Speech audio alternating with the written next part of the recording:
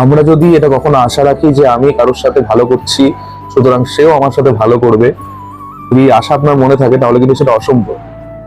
এমনকি হয়তো আপনি মন থেকে কারোর জন্য করছেন, কাউকে কারোর উন্নতির জন্য, কারোর ভালোর জন্য চেষ্টা করছেন, কিন্তু যার জন্য করছেন সে যদি একবার বুঝে যায় যে আমার জন্য যে এত কিছু করছে সে মানুষটা আসলে খুব সরল সাদাসিধে, সে কিন্তু তখন চেষ্টা করবে আপনাকে বোকা বানানো বা আপনাকে এক্সপ্লয়েট করা। এই জগতের নিয়মই এটাই।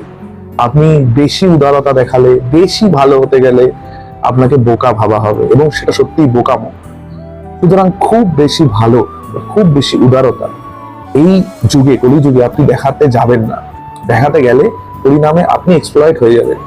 খুব বুদ্ধি এবং বিবেককে অ্যাপ্লাই করে চলতে হবে, কারণ এই জগতের মানুষের সাথে যখন আপনি ডিল করবেন, মানুষকে এখন দুই পায়ে মানে দুই পেয়ে জীব বলা হয়, জন্তুর মতন মানুষের মানসিকতা হয়ে যাচ্ছে দিনে দিনে। তো সেই ক্ষেত্রে ভগবান শ্রী রামকৃষ্ণদেব কিন্তু একটা সুন্দর কথা বলতেন যে আমরা জানি বাঘের মধ্যেও নারায়ণ আছে, তাই বলে কিন্তু বাঘের সাথে কোলাকুলি করা যায় না। ঠিক সেরকমই যার সাথে যতটুকু ব্যবহার করা দরকার, যতটুকু ডিলিংস মানে ব্যবহারিক ডিলিংস রাখা দরকার, যতটুকু কথা বলা দরকার, সবকিছু নিজের বুদ্ধি এবং বিবেককে সঠিকভাবে ইউজ করে ঠিক সবকিছু ব্যালেন্স ভাবে করবেন। না তার থেকে কিছু বেশি, না তার থেকে কিছু কম। আপনার ডিউটি যেটুকু সেটুকু আপনি করলেন, এটা নিয়ে কোনো কার্পণ্য করবেন না। কিন্তু অতিরিক্ত উদারতা, অতিরিক্ত ভালো মানুষ, এগুলো কিন্তু কলিযুগের জন্য নয়।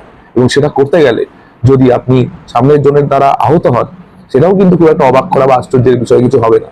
তাই যেটুকু করার সেটুকু করুন এবং ভগবানের নাম স্মরণে নিযুক্ত থাকুন, তাহলেই দেখবেন শান্তিতে থাকতে পারবেন। শ্রী রাধে, শ্রী রাধে।